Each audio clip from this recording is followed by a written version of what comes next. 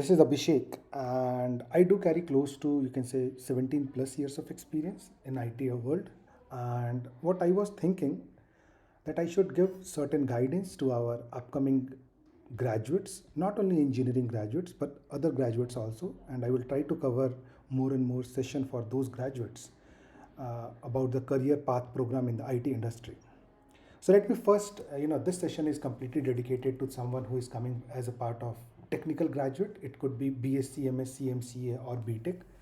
And then what should be their, uh, thought process in case they are willing to join IT industry. So now the first part, what I'm saying that what should I learn? So when it comes about learning, of course, we have to be strong in our core area in which we are doing our graduations. That is for sure because this is the gate pass for our industry's job. Until unless we won't be graduate, there won't be anyone who would be, uh, admitting us into the IT industries. That is the, uh, what exactly is the minimum guideline for those things. So apart from this, now what should I learn in case I wanted to really go into IT industry? There are a lot of technologies. People from different backgrounds will talk about their different technologies. I fall under Gen AI, cloud automations, cloud autoscalers, hyperscalers, even tools and automations. So that is my core area. On top of it, I do take care of DSL, that is domain specific language. It might be sounding bit jargon that how exactly how this can make a changes, what should we do in case I wanted to learn or I wanted to go in these areas. So areas could be what exactly I'm specifying: cloud, or it could be automation. When I talk about automation, it's not only cloud automation. Automation can come from any framework whatsoever monotonous job in an IT industry things are happening. And then the Gen AI, data engineering, and system integration. I will go, of course, not in deep, but yes, I will try to cover most of the things. So, in case you are coming as an engineering graduate in upcoming 3 to 4 years, this could be quite useful for you. Even if you are going to pass out this year or upcoming year, then it should be highly, it should having the highly relevance for you. The reason behind that, I will tell you. The reason behind is that nowadays organizations post covid, everyone is moving into cloud. So we need to understand why people are moving into cloud. So there are multiple reasons. One of the reason is it is faster to deploy infrastructure in your ecosystem. When I use this, the complex word faster to deploy, so this faster to deployment means that tomorrow, take an example in an industry or at your home also. Example, you wanted to procure a laptop for you. Consider laptop as one of the server. So if you wanted to procure a laptop, you have to follow certain standards. What? You should have the funds available. You should place an order. Maybe it could be Amazon, Flipkart, or any other e-commerce website, or you can visit a local shop nearby your house, and then you will go and you will procure it out. So of course you are, some time is getting invested while purchasing these things. It could be 1 day to 5 day based upon your location. Going forward, what will happen? Take an example. Today you have taken a system which is having 8 GB of RAM and 1 TB of hard disk. Okay. Of course, going in the future, in a near term, maybe in a 2 years to 3 years, this 8 GB of RAM, which is looking quite faster to you at this point of time, would be obsolete. So there won't be any use for that. Of course, because the more and more complex applications are coming, it might require more and more processing power. In that way, you have your this purchased laptop is now going as a part of in a junk way. Now the question is also goes, this type of scenarios also for falls in the same place for an industry. So if I am in an industry, take an example for Microsoft, if I'm working, or HCL or Infosys, anywhere I'm working, we are also creating multiple application. For that, we wanted to have the hardware. Now we have one option: either we should place a request and then it will take months and months to get the hardware. On top of it, we need to configure it out, and it will take a lot of time. Just to mitigate that part, cloud is one stop shop where you can simply create your login, and then after creating the login, what exactly you can do, uh, after creating the login, what exactly creating the account, what you have to do, you have to follow certain protocols where you are purchasing certain licenses. Based on that, you can ramp up certain services. Okay, that is what exactly is happening at cloud. So take an example. I wanted to ramp up a VM. What I can do, I can go into AWS, I can create an account, I can simply create an EC2 machine which can be having a different variants. So those variants, you can say, is it could be 8 GB, it could be 16 GB, 32 GB, and once my work is done, I can simply destroy it also. So of course you can say faster to reach into the market. Once your work has been done, you can able to destroy it also. That is the best, you can say, use case what I can tell it to you at this point of time. And of course I will talk in detail about these things in future also. There is no problem on that part. So I will talk in details. Okay. After that, let's come to automations. Again, we will take a same use case of cloud. So in case you are an engineering graduate, you must have seen AWS console in very detail, that how exactly we can ramp up EC2.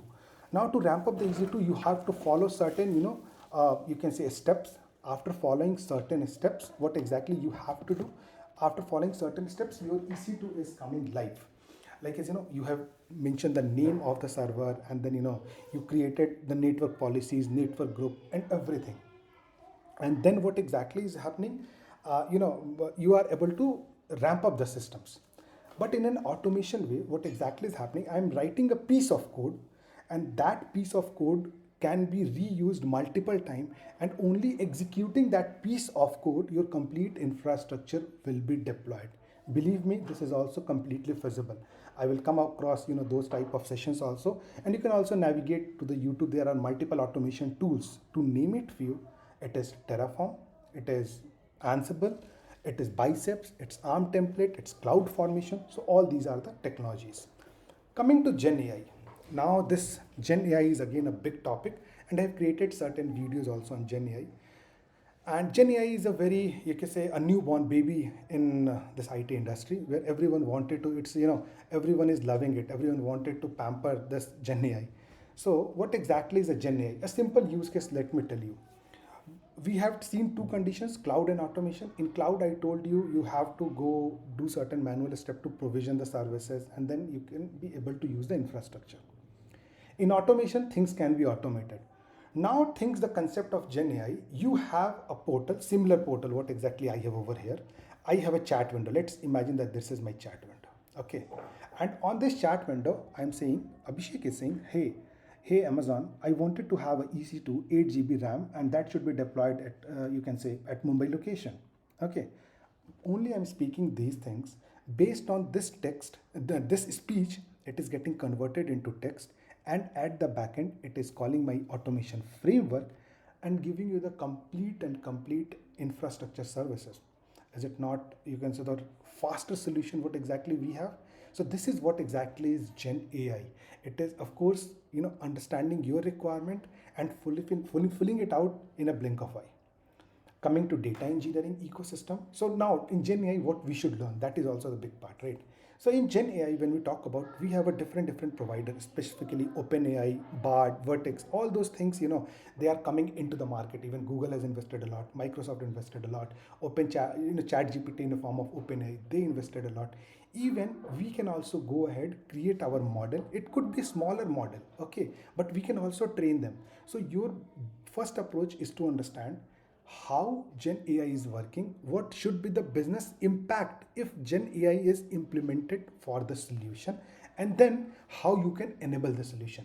So if you can have these fair understanding, I am just telling you, you don't require anything extra on top of it to get, you can say, the offer letter from any organizations.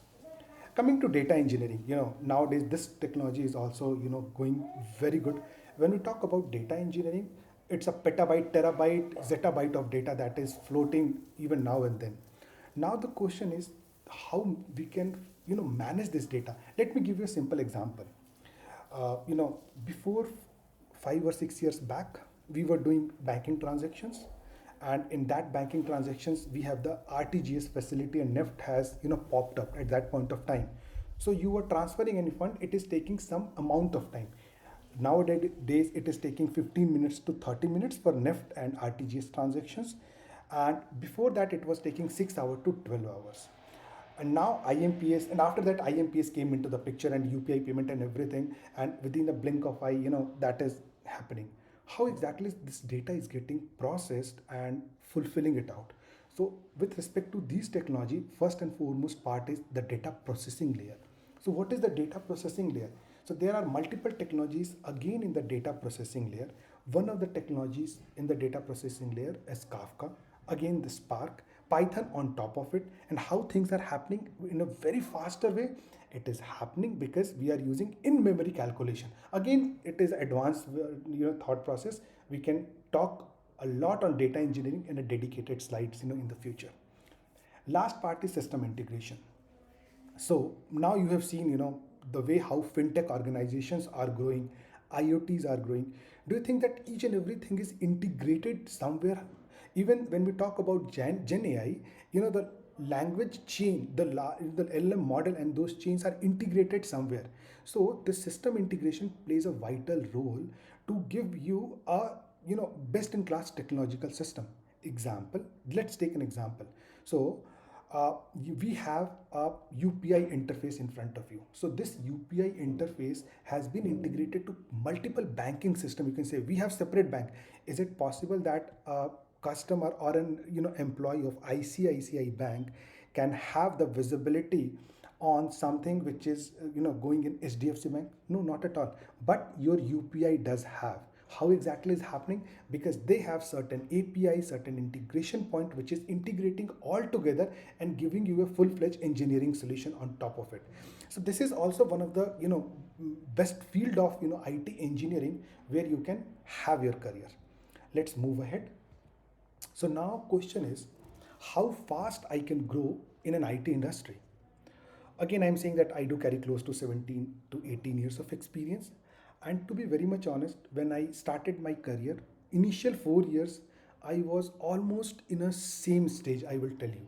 The reason behind that, I was working for a product based organization and their work was almost monotonous. So typical type of work, and this generally guys happen whenever we are getting placement. Guys, I'm again telling you multiple times, whenever you will get the placement, there could be high possibilities that you would be doing a very low level mundane job. It is completely repetitive job. So there could be high chances that those tasks are not at all demanded in the market, or those technologies are not at all demanded in the market.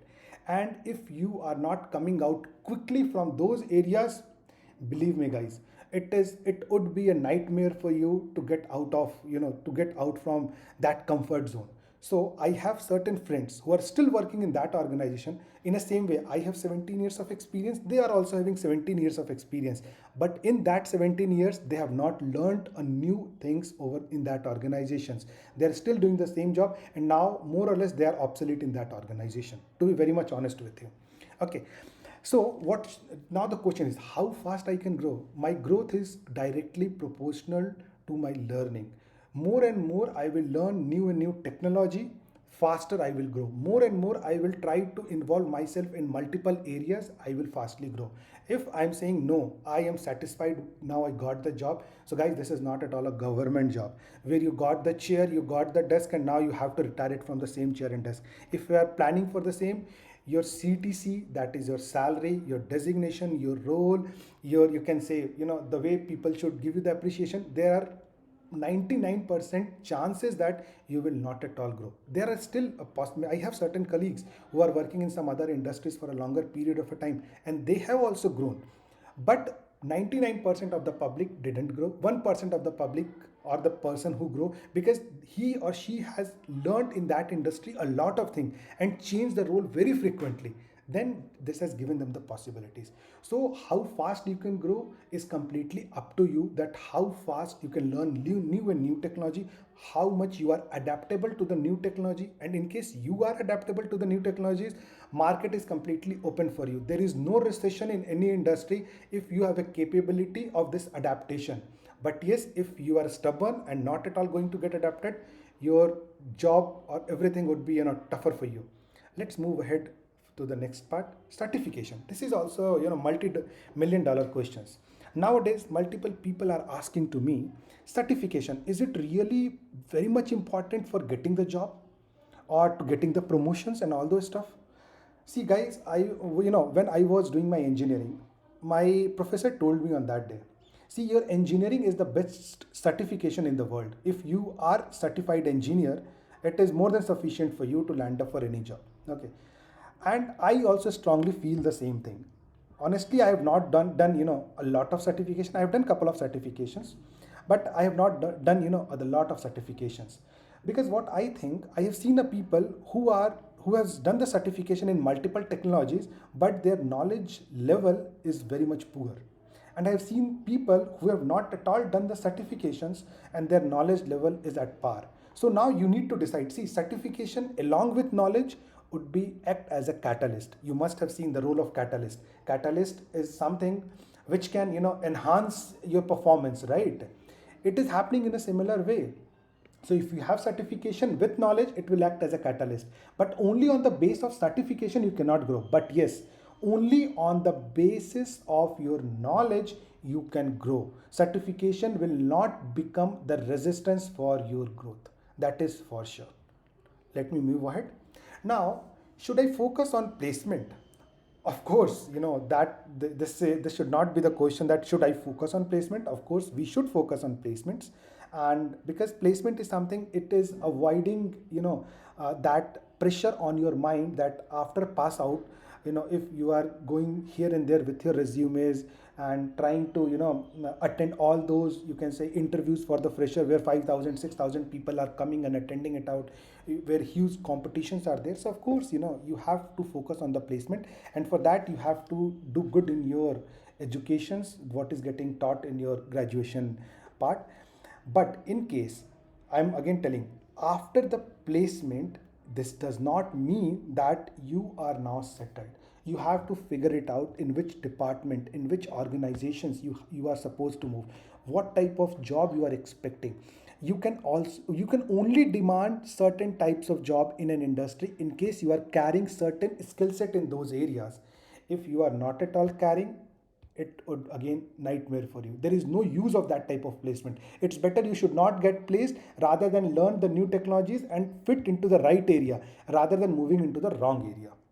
Now question is, there are multiple people, we have very limited seats in IIT, NITs, and the premier BTech colleges, and even the fee structures for premium BTech colleges are quite high, in case it's not at all affordable for each and everyone. Now the question is, if you are from tier C or tier D, or in a normal colleges, so what exactly, my career is completely gone, or no, I have the scope.